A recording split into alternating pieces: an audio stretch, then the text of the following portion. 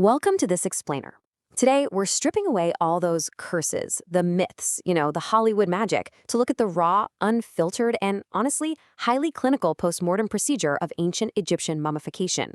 We're literally going to look at the actual physical, step-by-step science of what happened to a human body right there on the embalmer's table. So, imagine you're in ancient Egypt. You've just taken your absolute last breath.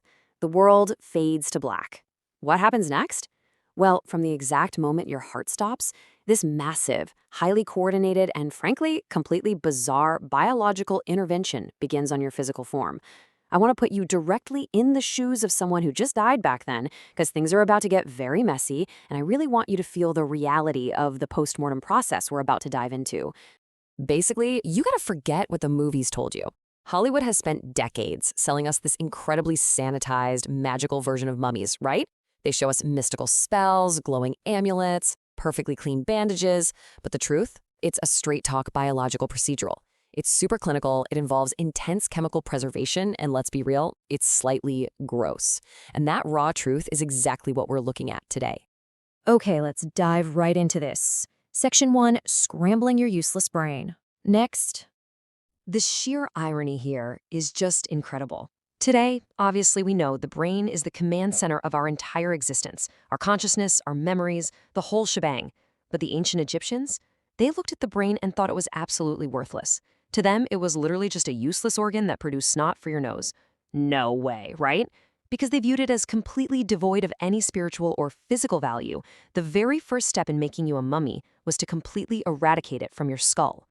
So here's how that went down. The embalmer takes a long, sharp bronze hook, and they shove it right up your nostril to forcefully break through that thin ethmoid bone at the top of your nasal cavity. Once they're inside the skull, they use that hook to literally whisk your brain tissue like a morning omelet until it completely liquefies. Then, they simply tip your head forward and let all that scrambled liquid brain matter drain right out of your nose. Honestly, it's a wildly invasive procedure just to clear out an organ they thought made mucus. Looking back at this extreme method, you kind of just have to laugh. It was simply just their style, man. The person who invented this incredibly aggressive nasal extraction method should probably have been checked out, but they treated this intense procedure so casually. That was just the standard operating procedure, the style of the time, to get the job done. Next, Section 2, harvesting the viscera. Okay, so now that your head is completely empty and hollowed out, we're moving chronologically down the body to the torso. We're talking about the viscera, specifically your liver, your lungs, your stomach, and your intestines. Now, these organs hold a massive amount of moisture and bacteria, which means if they stay inside a dead body, they're going to cause rapid decomposition. So long story short, the viscera is gotta go. To get those organs out, the embalmers performed a very specific surgical technique. They made a precise slice on the left side of your belly. You can think of this just like a modern postmortem autopsy, where a medical examiner makes that standard Y-shaped cut. The clinical intent is exactly the same.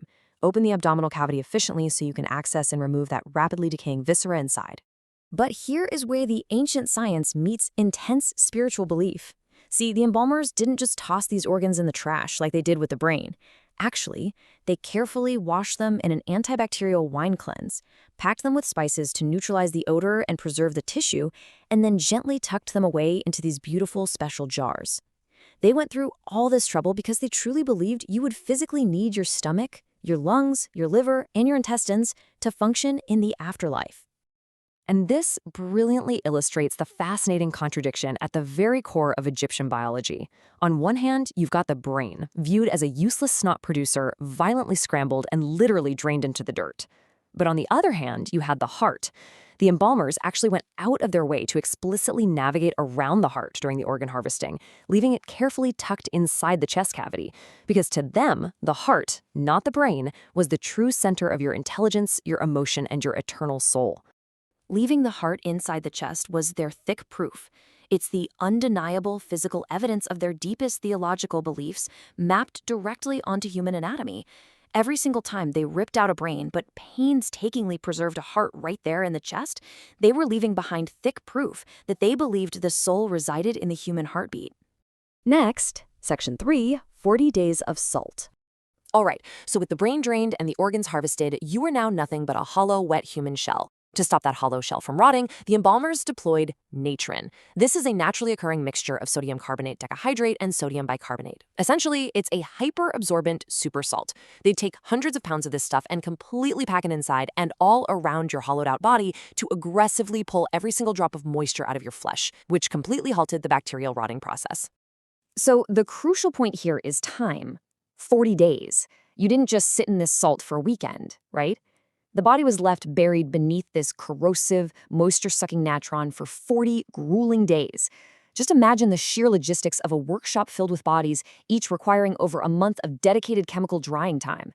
It was a massive industrial-scale waiting game. And the results of those 40 days? Honestly, it's dramatic.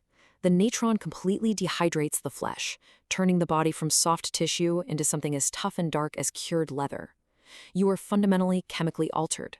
By stripping out the water, the Egyptians were attempting to create what is basically a living fossil, a biological artifact specifically designed to sidestep natural decay and survive for millions of years, perfectly preserved for eternity. Next, Section 4, Stuffing, Wrapping, and Coffins.